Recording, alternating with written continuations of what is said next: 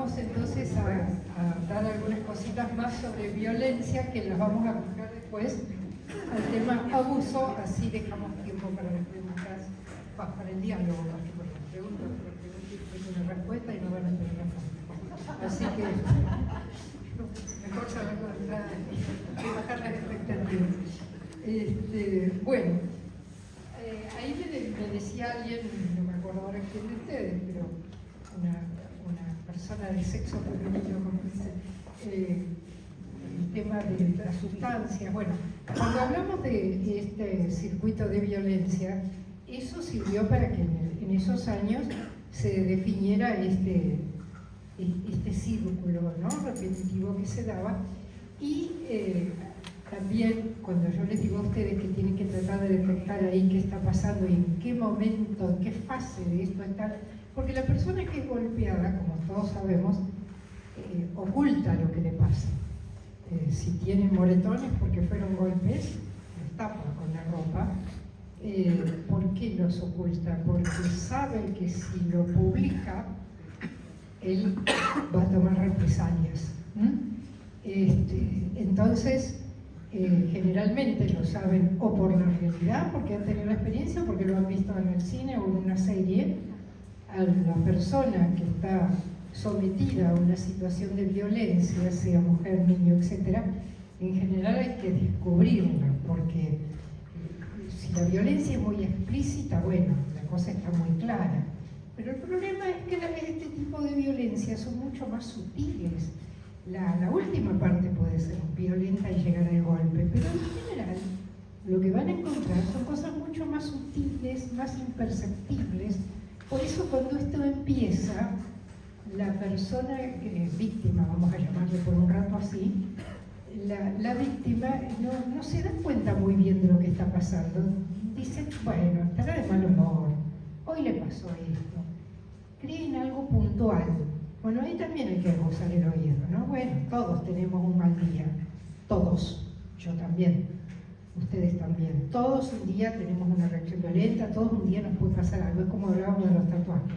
Una cosa es algo que pasa en un momento, otra cosa es algo que se repite, que se hace sistémico y estructural. Ahí es donde hay que ver dónde estamos parados. Y en general, ¿por qué estas cosas ocurren? Porque al principio, las personas que lo sufren, ellas también lo minimizan. ¿Por qué? Porque está pasando con alguien que quieren. No está pasando con el vecino o uno en la calle que viene a asaltar y golpea. Ahí no hay drama, ahí no hay problema. Ahí hay alguien que viene y otro que es víctima. Pero cuando la persona que golpea psicológica, emocional o físicamente es alguien que uno quiere, con quien comparte un montón de cosas y con quien uno quiere estar, las racionalizaciones, las justificaciones, las excusas que uno le pone a la situación son muchas. ¿Por qué? Porque lo que ambos quieren es seguir juntos. Porque partimos de ahí. Si no partiéramos de ahí, las cosas serían muy distintas. Cuando alguien me agrede y esa persona no me importa nada, ¿yo qué hago? Si puedo, me parto. No sigo con este socio, con esta amiga. Pero si es de cónyuge, la situación es distinta. Ahora, ¿qué alimenta a la existencia de que esto siga así? Que haya habido hombres golpeadores, como lo vemos, está justificado por toda la cultura. Que el mundo es mundo, se ha golpeado. La letra con sangre entra, decía, ¿no? Recién en esta época ha cambiado todo eso. Entonces, por un lado, son creencias culturales. Hay creencias culturales que son inamovibles y que siempre ustedes tienen que investigarlas en cualquier, eso ya lo han escuchado 1000 veces, pero en cualquier consulta que se esté haciendo sobre cualquier tema, siempre lo primero a investigar es qué cree la persona sobre eso que está contando. ¿Qué cree ella, no qué creo yo? ¿Qué cree ella?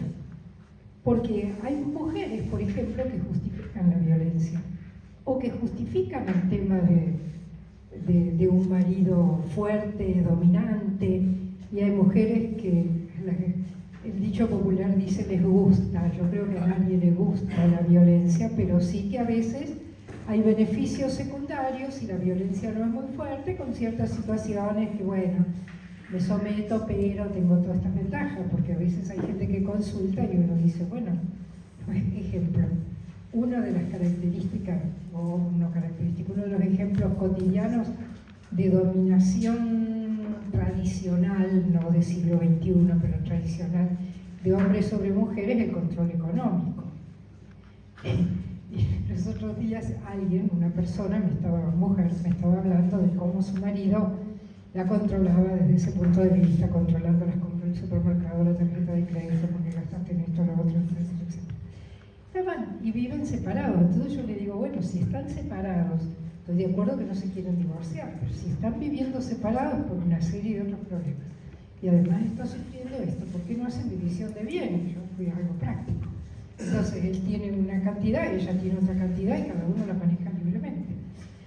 Y ella me contestaba, no, me da demasiada fiaca pensar en todo eso. Bueno, ahí diríamos, hay gente que toma beneficios secundarios de ciertas situaciones, ¿no?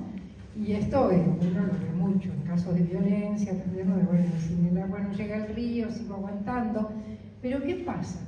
Que cuando una mujer dice, bueno, no, pero en realidad la familia, y no le pone freno al tema, van juntando una agresividad propia, una rabia, un enojo, una ira, que algún día explota, no se sabe por qué, o explota en una enfermedad psicosomática, como hablamos hace un rato, o explota con una nimiedad total, algo que no tiene ningún sentido, pero ni sabe qué le pasa. Y si ustedes reciben esto en la consultoría, les va a ser muy difícil que venga el agresor a la consulta. Y si lograran que viniese, si realmente se trata de eso, si lograran que viniese, es probable que se van a encontrar con dos actitudes básicas.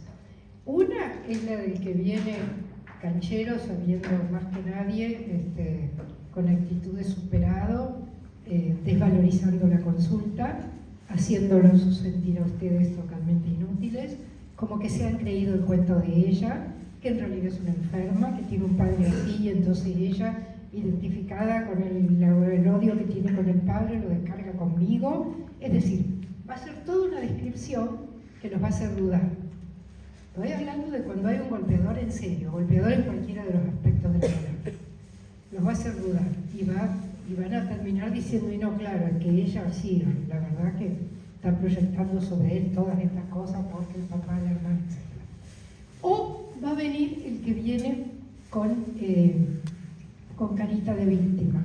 Ah, estoy tan deprimido, yo no quería hacer esto, sí, salí un poco, pero no, ella tiene la culpa. Una característica es que siempre va a explicar el enojo de él por ella. Mirá cómo me haces poner, esa es la típica frase que está en todos los libros. Mirá cómo me haces poner, ¿ves cómo me pusiste? Vos tenés la culpa. Entonces, como ella cree que tiene la culpa durante mucho tiempo, sigue justificando hasta que ustedes le hagan ver que, bueno, que la violencia nunca se justifica. A menos que no se trate de un golpe, porque acá, en este tipo de situaciones, acá hay claramente un agresor y una víctima. Y los dos tienen responsabilidad. Es lo que se llama la violencia complementaria. Es decir, se encuentran alguien que quiere descargar con alguien que recibe porque cree que se merece recibir, porque viene desvalorizada, porque cree que no tiene capacidad, que él sabe más, sí tenés razón, etc. En esos casos, las dos personas tienen que tratarse.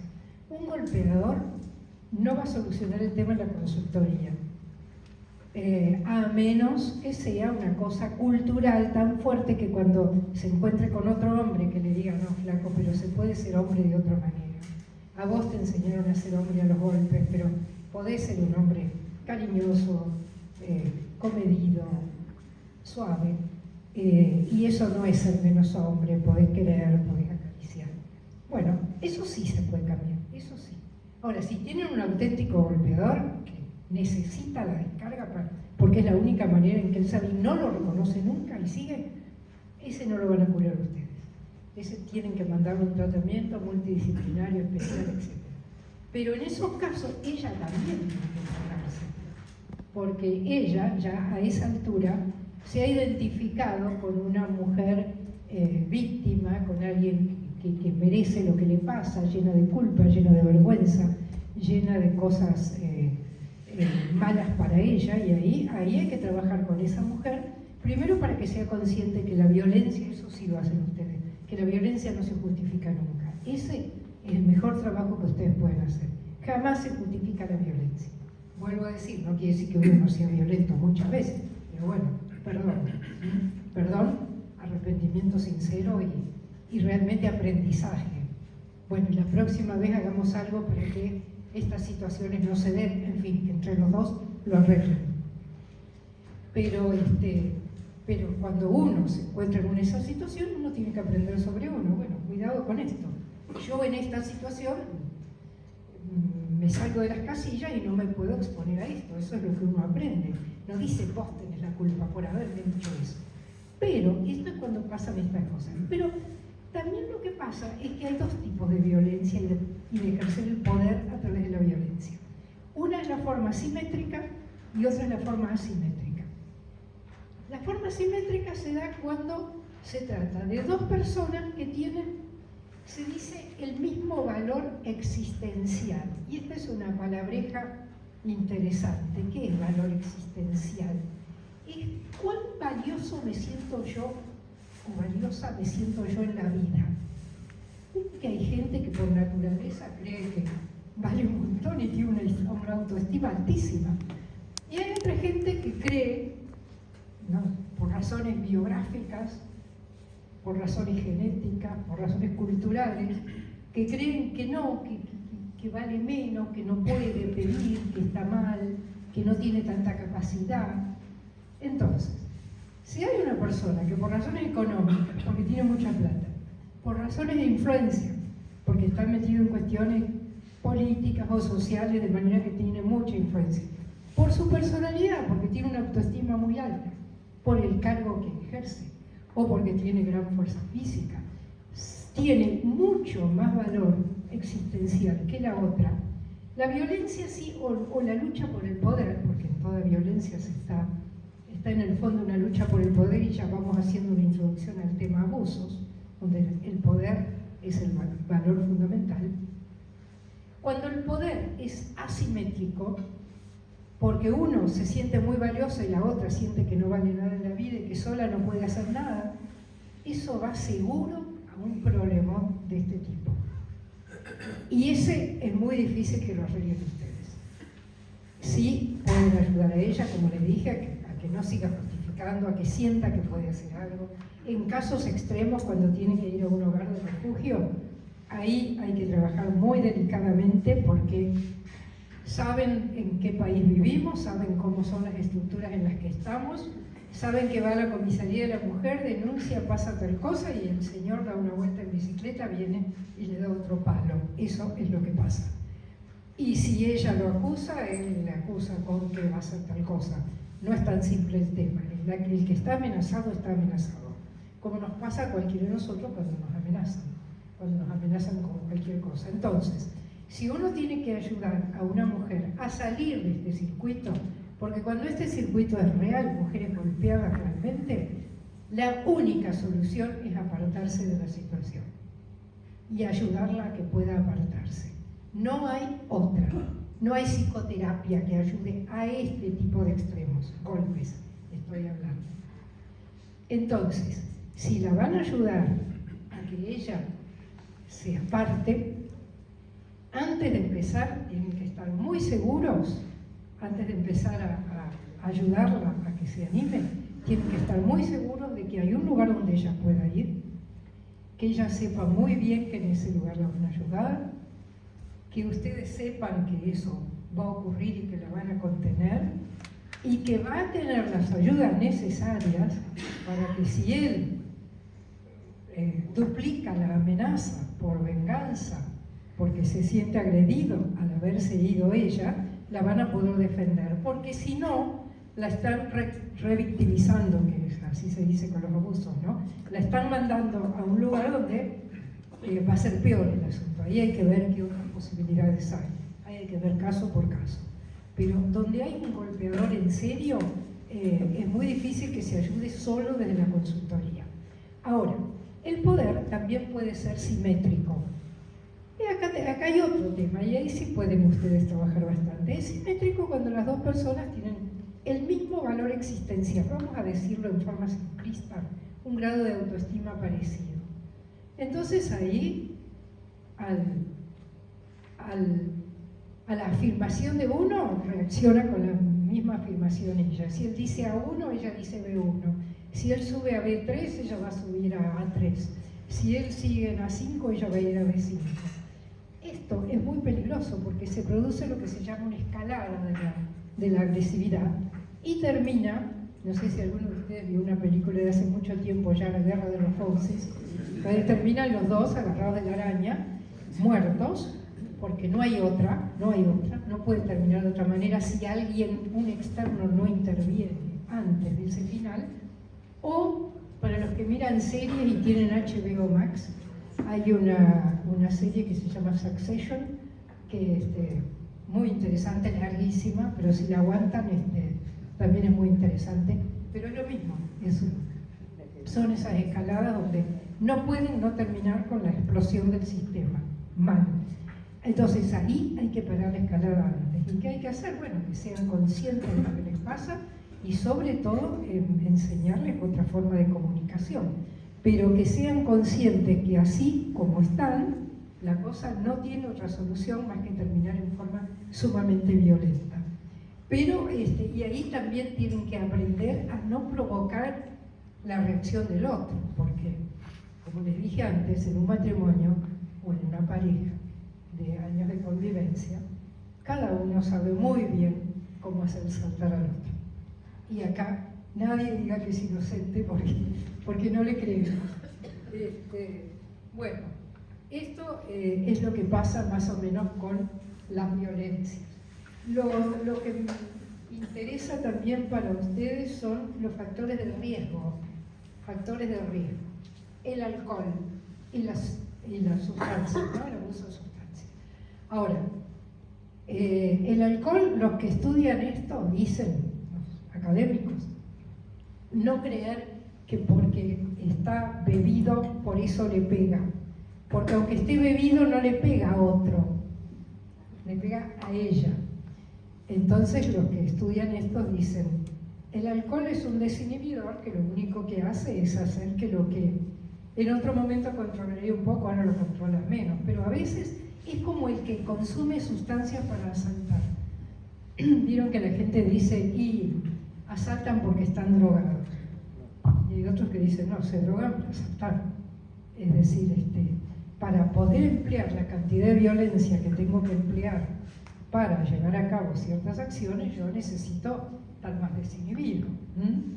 Entonces, el alcohol y las drogas siempre son factores de riesgo que aumentan el riesgo. Me acuerdo de una señora de un barrio muy pobre, que me decía, cuando viene así de haber estado con los amigos, otro factor de riesgo, con los amigos en estas bravuconadas machistas, me decía, yo le escucho abrir la puerta y ya sé que va a haber golpes. Cuando lo escucho, ¿cómo abre la puerta? Por eso les digo, acá hay que tener el oído muy, muy fino. La otra cosa, factor de riesgo, es el consumo permanente de pornografía.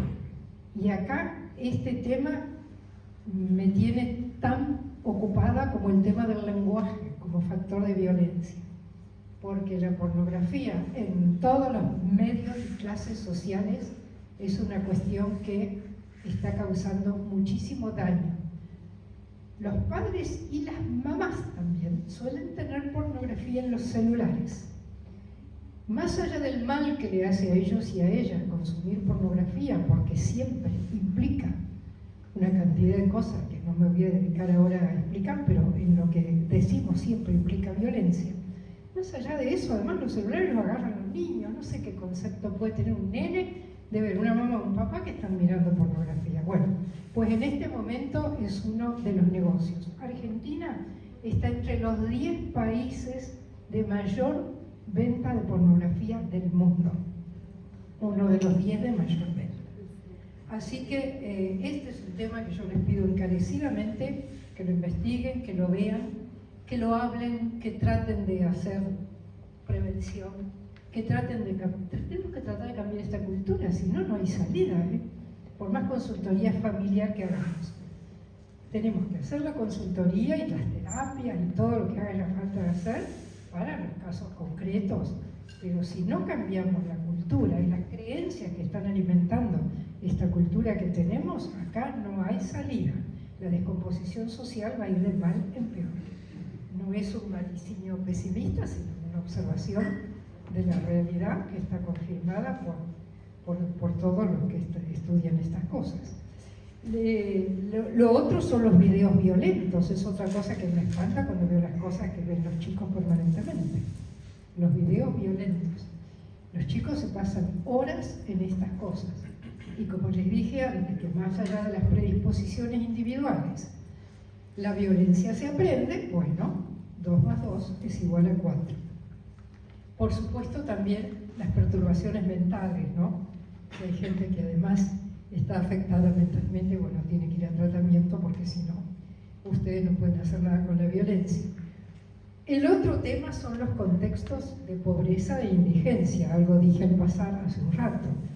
Los contextos donde todos los días, para sobrevivir, hay que poner en acto estrategias de sobrevivencia, y bueno, ahí la violencia no se puede combatir porque está corriendo como el agua por las cañerías, ¿no? Como la sangre, es un aire que se respira y una cuestión con la que se vive. No sé si, creo que con esto, a ver, pasaríamos directamente a, bueno, lo único que merecería, pero esto, reconociendo los signos de personas que tienen riesgo de ser violentos. La gente competitiva en forma desmedida, todos somos competitivos, pero el que es competitivo en forma desmedida, cuidado. El que siempre quiere ganar, siempre. El creer que es más que el resto, que es superior, la poca tolerancia a la diferencia, los negros, los judíos, la mina, la actitud discriminatoria, que está unida a lo anterior, los estereotipos machistas, y son y determinadas situaciones que se convierten en vías privilegiadas para la agresión violenta. Si uno va reconociendo esos signos, puede ayudar antes. Y en el tiempo actual, bueno, lo que estamos viendo son situaciones muy paradójicas, porque tanto derecho, bueno, hoy día a veces los abusados son los padres, no los niños. Y así podemos seguir en toda la escala de autoridades, ¿no? Hoy empiezan a ponerse tantas reglas y normas y cosas que para la gente que las acata y no es violenta de por sí, pues le ocurre a una maestra, ustedes lo saben, le ocurre a una maestra que tiene que someterse a los chicos, a los padres de los chicos, a la directora que tiene miedo, que si no, con toda razón tiene miedo, no lo digo irónicamente, que si no la denuncien y entonces tienen que transar, en fin, estamos asistiendo a un momento de cambio de estas cosas que si bien están arreglando unas, están creando otras por la manera exagerada en que se pone, porque lo que se va perdiendo es el equilibrio. Siempre, después que se sale de algo que fue muy extremo en un sentido, se suele ir al otro extremo, hasta que las cosas se equilibran, pero hay que tenerlo en cuenta y hoy en día estamos sufriendo mucho esto, así como también nos dicen que está tan difícil el tema de hoy la construcción de masculinidad, ¿no? Porque se ha caído un estereotipo de cómo es el hombre y hoy en día, bueno, hay muchos modelos distintos y la gente a veces está un poco confusa en este sentido. Mucho más con todo el tema identitario en el cual no voy a entrar, pero que sabemos que estamos viviendo. Ricardo, iríamos pasando a la otra.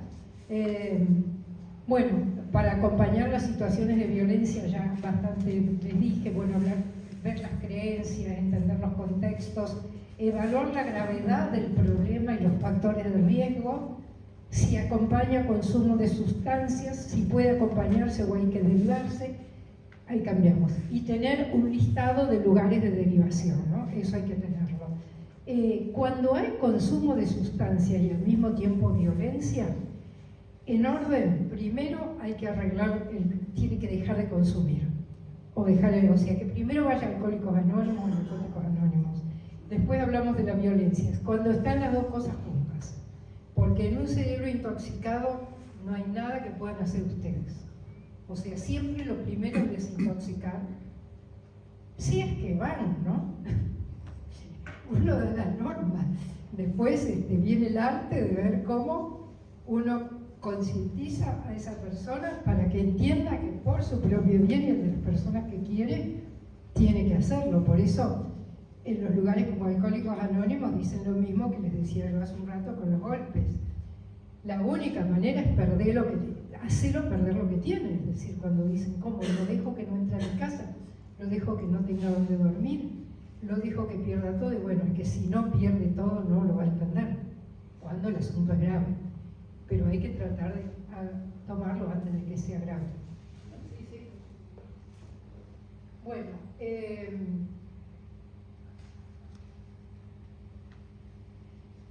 ¿por qué me tomé todo este tiempo? Porque hablar de abuso es una manera de hablar de maltrato y es una manera de hablar de violencia. Pero se distinguen. El abuso es un tema muy serio que también forma parte de una sociedad abusiva. Los abusos no existirían si no existiesen contextos abusivos en los cuales se perdonan un montón de cosas que tienen que ver con lo que estuvimos viendo hasta ahora. Por supuesto, es un tema que tomó tanta vigencia, lamentablemente, a partir de los problemas que hemos tenido como Iglesia Católica.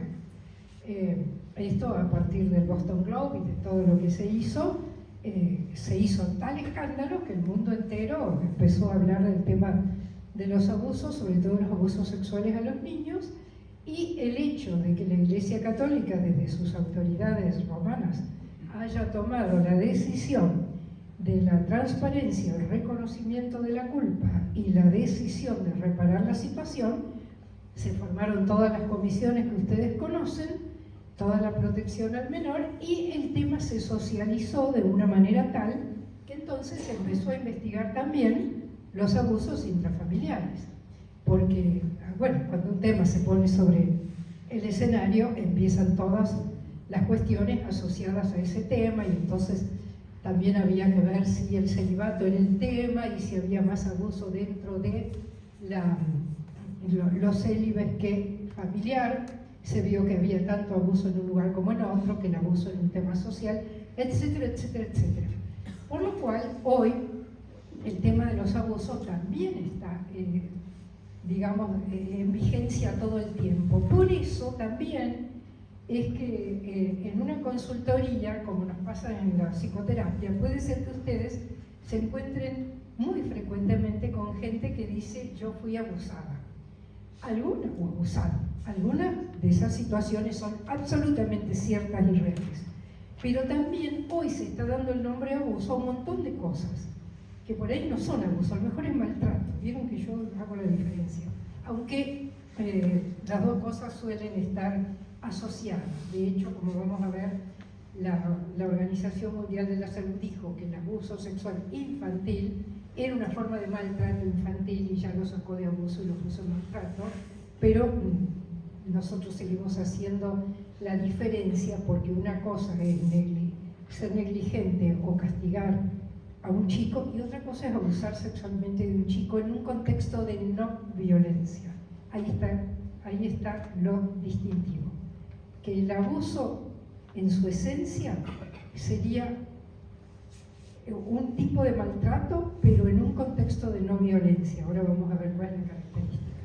¿Por qué es importante entender el tema del abuso? Porque es un problema para nosotros como católicos.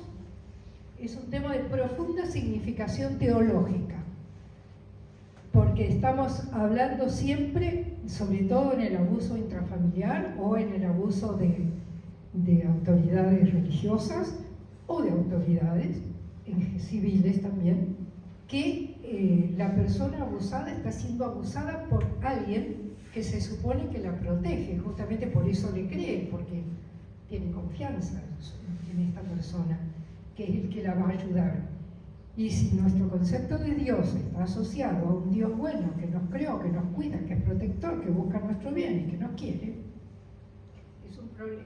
Y ese Dios representado por el padre tal o mi padre o mi madre está abusando, bueno, tiene una profunda significación teológica. Cambia la imagen de Dios, cambia un montón de cosas. Por otro lado, también responde a un sistema de creencias y por otro lado es un gran problema social y cultural. Por eso tiene que ver con estas tres disciplinas, ¿no? Con lo legal, sin duda. Hoy no se puede trabajar en abusos si no es, lo hacen ustedes con un abogado al lado, ¿no? Digamos al lado, a mano para consultar permanentemente. Tiene que ver con un plano moral, obviamente, y tiene que ver con el plano pastoral. Bueno, lo que ustedes hacen es una pastoral en forma, ¿no? Una muy buena pastoral. Entonces, acá esto es para que diferenciemos el acoso del abuso. ¿Por qué? Porque no es lo mismo, porque los dos son delitos, pero son dos delitos penados por la ley civil, pero son dos delitos distintos. Los dos son muy destructivos, pero no iguales. El acoso, bueno, es el desarrollo de reiteradas solicitudes de contacto sexual con una persona que las está rechazando. Todos entendemos, ¿no? Acosar, no dejarla en paz con la propuesta. Entonces, ¿contra qué atenta el acoso? Atenta contra la libertad del otro. Una persona que está en un trabajo y tiene un compañero, un jefe o lo que fuera, que continuamente está molestándola, solicitándole cosas sexuales. Es delito. Y es un problema muy serio en los países que se llaman del primer mundo, este tipo de delito. En cambio, el abuso sexual ya implica acceder al cuerpo de una persona sin su consentimiento, pero sin hacer uso de la violencia física. No hay violencia, no hay intimidación, tampoco hay consentimiento. Por eso es que es tan confuso el asunto hasta que se clarifica. Y por eso lleva tanto tiempo que las personas abusadas puedan clarificarse en su interior que realmente fueron abusadas. Porque cuando es con violencia física se llama violación, como vimos, agresión sexual, maltrato. Por eso primero describimos la violencia. Eso es violación. El abuso no es violación. La violación es maltrato. ¿Tá? El abuso de menores o a menores suele darse en contextos privados, en relaciones de confianza, a través de distintas técnicas de seducción. Hoy es obligación denunciarlo, ¿saben, no? Mucho más si son maestras, o están en un colegio o en una parroquia donde uno sepa que hay un abuso de un menor, tiene que denunciarlo. En la consultoría, bueno, no sé qué contacto tienen ustedes con las comisiones, consejos, no sé cómo se llaman, de prevención de abuso. No tienen contacto. Por una charla. Bueno, porque ahí el criterio es siempre, claro, porque eso son abusos en contextos religiosos, pero si el abuso ocurre en una parroquia, de un catequista o de un consultor familiar, la responsabilidad es institucional, es de la parroquia. O sea que tienen obligación de denunciar, porque si no, la responsabilidad es de la institución que respaldó ese acto y que ocurrió en su espacio, digamos. Sí. Cuando hay abuso de menores, una situación de violencia familiar,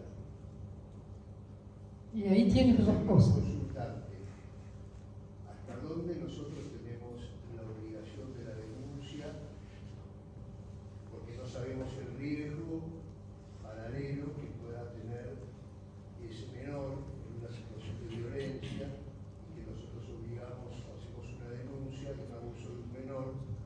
Es una pregunta muy difícil porque también lo suelen hacer los sacerdotes cuando reciben el tema en confesión. No pueden decirlo, pero ahí el primer deber es la protección del menor. Por lo tanto, en teoría, en un país que marche como corresponde, hay que denunciarlo y que lo tome la tutoría de protección de menores del Estado. Sí, ríense todo lo que quieran. Yo les tengo que dar la respuesta correcta. Después vemos. Pero lo correcto es eso. Es como cuando uno dice, mire, usted tiene que operarse de tal cosa. Después, si usted quiere o no, vemos. Eso es otro tema. Pero lo correcto es que un chico en peligro hay que sacarlo del peligro. Por supuesto, en la zona, en el modo más sano posible. Habrá que ver cada situación. Yo diría que en el caso que vos me estás planteando, que es muy difícil, y hay que buscar un coterapeuta dentro de la familia. ¿Quién dentro de esa familia? Un hermano, un primo, un padrino, un cura, no sé, alguien que pueda tener una influencia en esa familia puede proteger al niño. Y bueno, y si no, hay que hacer la denuncia. El caso nuestro entonces sería más una guía hacia un referente familiar que pueda acompañar el proceso para proteger al chico. ¿Quién se puede llevar el chico? ¿Hay una abuela que se lo pueda llevar? ¿Un padrino que se lo pueda llevar? Ese es el primer deber. Ahora, después, si tienes además toda una situación de violencia familiar, y habrá que ver ahí qué se puede hacer. Lo que pasa es que hay cosas que no se pueden decir, no son políticamente correctas decirlas, pero la situación en que vivimos muchas veces no podemos hacer gran cosa, porque no tenemos las ayudas, no tenemos la ayuda estructural. Y ahí el problema grave de nuestro país, que no tiene instituciones confiables. Entonces, si Argentina no retoma la institucionalidad de alguna forma, que se empiecen a respetar las instituciones intermedias, no hay manera de ayudar a nadie. Va a ir cayendo todo el mundo. Y creo que tenemos que ser conscientes, porque uno tiene que ser tan consciente de lo que puede hacer como de lo que no puede hacer. También para entender todo, ¿no? Y esto no tiene que ver con partidos políticos, estoy hablando de cultura, sociedad. Porque alguien puede pensar políticamente, yo no pienso políticamente, pero quiero decir, puede ser, ¿qué dice? No veo, tengo maculopatía. Sí, tengo maculopatía en serio. Porque alguien puede votar al mismo que yo y sin embargo en estas cosas pensar totalmente distinto, ¿no? Bueno, sigamos entonces. Bueno, ahí se habla de que abuso, vamos a ir resumiendo. Para que haya abuso siempre tiene que haber lo que yo distinguí como asimetría de poder, ¿no es cierto? Si no, no hay abuso. El que está en posición inferior, está en posición inferior porque depende del otro en algún aspecto vital para su existencia. Si no es así, no. Ejemplo, abusa de mí en el trabajo pidiéndome más horas de trabajo que lo que corresponde, y lo hace mi jefe, no amenazándome, con lo cual sería agresión, no acosándome tampoco, pero sino diciendo, ay, vos que sos tan buena y haces tan bien todo, yo no se lo quiero dar a otra, porque vos sos la persona que lo haces bien. Y entonces, dorando la píldora, digamos, y halagando y tratando bien a una persona, la seduce y la convence y le tuerce la voluntad, y la persona se encuentra haciendo unas horas extras que no quería hacer, sintiendo que es injusto, pero bueno, para no, como está en una dependencia vital, si lo enoja, capaz que no le da el aumento o no le da el puesto, y entonces ahí se está abusando, porque el abuso, ¿qué es? Es un abuso de la confianza del otro. No es un abuso por amenaza, es un abuso por confianza del otro. Entonces el dicho, cuando le di la mano me tomó el codo, eso sería el abuso. Ahora, ¿qué pasa con el abuso de menores cuando, bueno, que los derechos, ahí no les voy a leer todo eso, pero también es una historia de que la historia de los niños es muy trágica desde siempre en la humanidad, que los niños siempre fueron abusados laboralmente, abusados sexualmente. Lean Grecia, lean Roma, los chicos los castraban, los mataban, los tiraban, los castigaban, etc. Cristianismo y algunas otras religiones trajeron un buen trato para los niños. Bueno, no voy a hacer historia, pero la verdad es que la pediatría nace recién en el siglo XIX, que empieza a hablarse del cuidado del niño, y recién en el siglo XX, con el desarrollo de la psicología y el psicoanálisis, aparecen las necesidades emocionales de los niños y florece toda la literatura de puericultura y de cuidado de los niños. Y después de la Declaración de Derechos Humanos se da la Convención de los Derechos del Niño, donde se dan los derechos del niño. O sea que los niños tienen derechos recién desde la mitad del siglo XX, digamos. Antes de eso eran considerados, y fueron cambiando las pautas de crianza. Al principio ni se les daba bolilla, los chicos eran pequeños adultos que tenían que crecer rápido, y después durante mucha época, muchos años, a los chicos se los trató como receptores de una maldad que los padres tenían que corregir. Y entonces todo el tiempo era castigo y corrección, castigo y corrección. En el siglo XX aparece el tema de que no, los niños tienen necesidades, hay que atenderlos, etc. Y en el siglo XXI ya estamos en que a los niños ni se los educa, ni se forman hábitos, ni se los corrige, sino que a los niños hay que entenderlos, hay que participar todo con ellos. Y entonces los chicos están participando de absolutamente todas las decisiones de la familia, y si no participan los reclaman, como que han decidido mudarse o ir de vacaciones a tal lugar y no hemos sido consultados. Y esto uno lo escucha en este momento todos los días. Ha cambiado totalmente la pauta de crianza. Y lo que cambia una cultura es la pauta de crianza. Por eso nosotros decimos, hoy no entendemos más la cultura. Porque, claro, si estamos con chicos que han sido educados en forma absolutamente distinta. Entonces, esos son chicos que piensan distinto, plantean cosas distintas, las mismas que nosotros hubiéramos planteado si nos hubieran educado así. No es que ellos son increíblemente más inteligentes, simplemente tienen acceso a otras cosas. Pero también esos niños en esta cultura también tienen otras, bueno, paso los abusos sexuales en la iglesia, el abuso sexual infantil, lo paso porque ustedes saben qué es una forma de maltrato. Los abusos pueden ser de esto y nos vamos a quedar acá un ratito, hasta los minutitos que faltan.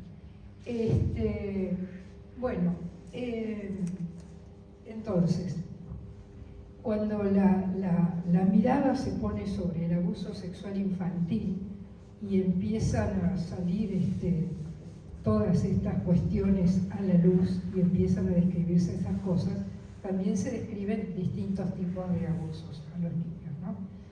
Ahora yo voy a describir el circuito del abuso sexual infantil, pero también hay abuso con el bullying en los colegios en este momento. El grooming, que es buscar en las redes sociales datos para abusar de los niños.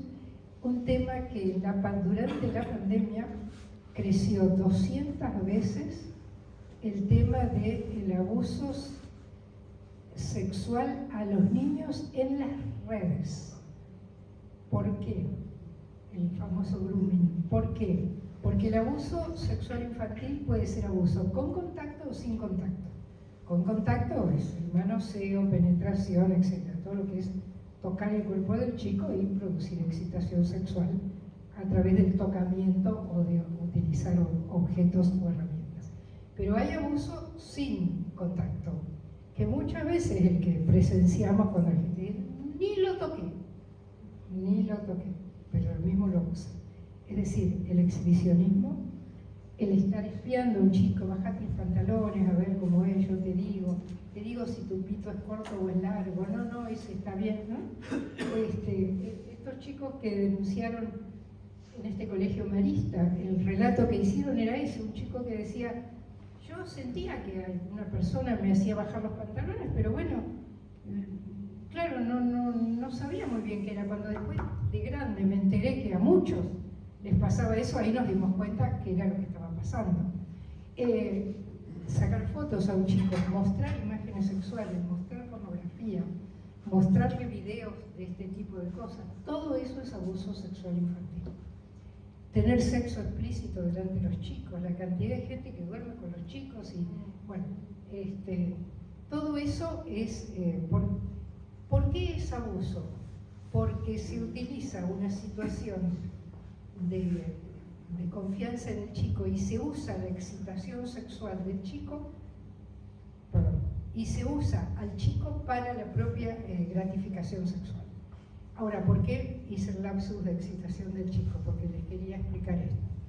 En el abuso sexual infantil también estamos superando esta cuestión, así como les dije antes, no se queden en el agresor y la víctima, sino en el contexto, en las creencias, en todos los que están alrededor. Acá pasa lo mismo.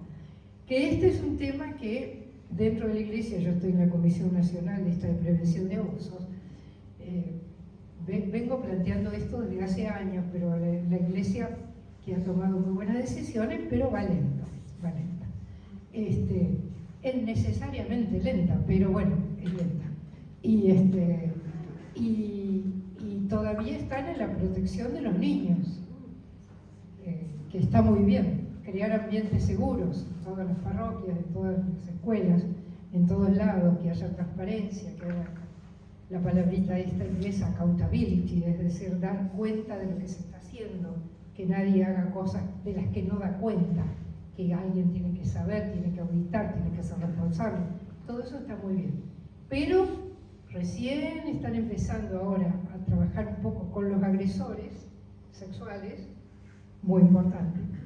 Y lo que estamos tratando más que nada, y ya hay mucha gente trabajando en eso, sí, es en los contextos abusivos. Y gracias a Dios, en eso se ha adelantado lo suficiente para que hoy día se tenga claro que para que exista un abuso sexual infantil en un contexto religioso, tiene que haber existido antes o conjuntamente un abuso de autoridad, un abuso espiritual o un abuso religioso. ¿Por qué? Porque si no hay autoridad religiosa o espiritual, uno no confía en la persona, y si la persona uno la conoce, le quiere dar un manotazo, uno huye. Pero si esa persona va, como vamos a describir ahora, a través de la seducción y va gradualmente, la cosa es mucho más difícil. Entonces, ¿cómo se produce el abuso sexual infantil? Nunca aparece de entrada. ¿Ustedes vieron la película La Duda con Meryl Streep? Bueno, esa me pareció buena, hay otras, pero esa es la que vi yo. ¿Cómo empieza? El abusador elige la víctima, que nuevamente igual que en la agresión. Vieron que yo le dije no le pega a cualquiera, le pega a quien puede pegarle y que no se la va a devolver. El abusador elige la víctima. ¿Quién es la víctima? ¿Terminó? Quedan 10 minutitos para hacer preguntas. Bien, dudas. termino esto. Generalmente es un niño que está sin apoyos.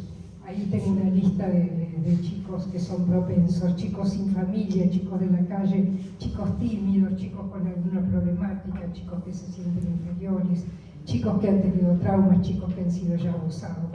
Alguien que está necesitado de afecto. Y si es una autoridad, una maestra, ¿verdad? Le da golosinas, le da regalos, le da una situación preferencial, de manera que de a poco el chico se va sintiendo el preferido, el que está ahí, y el otro paso es cortar vínculos con todo el resto. Es decir, empiezan los encuentros a solas y no le cuentes a nadie, esto es entre nosotros dos, este es un secreto que tenemos, etc. Hasta que el chico ha ganado su confianza y obedece. De ahí en más, los contactos se hacen cada vez más íntimos, cada vez más erotizados. ¿Y qué le pasa al niño o a la persona vulnerable? Porque puede ser una mujer o un hombre mayor vulnerable por alguna situación especial de su vida, que no podemos entrar en todo lo que puede ser. La persona, cuando alguien que la quiere mucho, que es su protector y que le dice que la va a ayudar, empieza a hacer cosas que sienten que no están bien, pero los hace alguien en quien ha puesto toda su confianza, ¿qué es lo primero que le pasa a esa persona? Se confunde. Cree que está equivocada, cree que no sabe qué está pasando. Nosotros le llamamos, entra en lo que se llama un estado alterado de conciencia, pierde como el juicio crítico. Y entonces deja hacer porque no se anima a decir que no, porque piensa que seguro que está equivocado. Y así puede ser que si es un chico, por ejemplo, en el caso de un chico que tiene mucha confianza con alguien de la familia, pueda contarlo y ahí sale. Pero si no puede contarlo porque no le van a creer debido al prestigio que tiene la persona que lo está abusando, o tiene mucha confianza y no se da cuenta que esto está mal, entra en lo que se llama el síndrome de acomodación al abuso sexual infantil, que se acomoda a la situación, empieza a ocurrir, la soporta a través de una disociación psíquica, la saca de la mente, es algo que guarda en algún lugar de su cabeza, pero no viene todos los días, hasta que alguna circunstancia de la vida fortuita o de la gracia de Dios, mejor dicho, no fortuita, puede salirse de esa situación. Entonces, pero es probable que se pueda dar cuenta de lo que estuvo viviendo, como les digo, 15 o 25 años después de lo que más o menos ocurre. ¿Qué importa acá? Que lo importante es el secreto. Sin secreto no hay abuso. Si el chico en el momento dice fulanita o fulanita hizo tal cosa. Ahora, cuando es intrafamiliar, ¿qué pasa? Que si el chico dice papá me hizo esto o el abuelo me hizo esto o mi hermano, es probable que la mamá se enoje o no le crea. Y entonces aparece lo que se llama la revictimización, ¿no? No le creen. Y es la peor de las situaciones. En una confesión, no confesiones, sino testimonios de personas abusadas, decían, no fue tanto el abuso, sino lo peor fue que cuando yo lo decía, me decían que no era cierto. Y lo otro es, la presencia de los, bueno, no puede estar atrás, porque tiene que hacer todo ese proceso. Son los terceros. Tampoco habría abuso si no hay terceros que no ven, no oyen, no escuchan, no creen. Porque no puede ser, no, a menos que estén solos en un campo allá donde, no sé, haya una vaca. ¿No?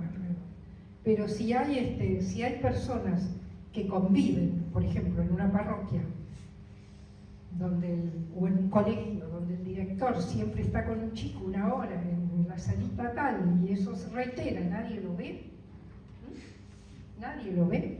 Pero cuando se trata de abuso familiar, nadie ve porque una familia en forma inconsciente siempre tiene un mandato en su interior que es no romper lo que llamamos la homeostasis, el equilibrio familiar. Si se dice esto, se arma el gran lío. ¿Cómo vamos a...? Y de hecho uno lo ve en la consulta. Cuando un padre dice que el abuelo abusó de su hija, de la nieta, los hermanos se pelean, son mentiras, vos estás diciendo cosas de papá, bla, bla, bla. Se rompe la homeostasis familiar, se rompe el equilibrio. Y la gente a veces pretende que estas cosas se solucionen con un final feliz, donde todos nos queremos, yo le pedí perdón, qué sé yo. Si esto es una cosa ocasional alguna vez y alguien inadvertidamente no se dio cuenta, pasó algo que hirió a otro, ahí estamos bien. Pero si esto es un abuso, no hay final feliz. Cada uno tendrá que asumir su responsabilidad. Desde el Consejo de Prevención, la orden es ayudar a que se hagan las denuncias civiles. Pero si la gente no quiere hacerla, no se las obliga. Y bueno, yo podría hablar varias horas más, pero... Si alguno quería hacer alguna pregunta. Sí, yo quería hacer una pregunta. Puedo hablar varias horas más porque me gusta hablar.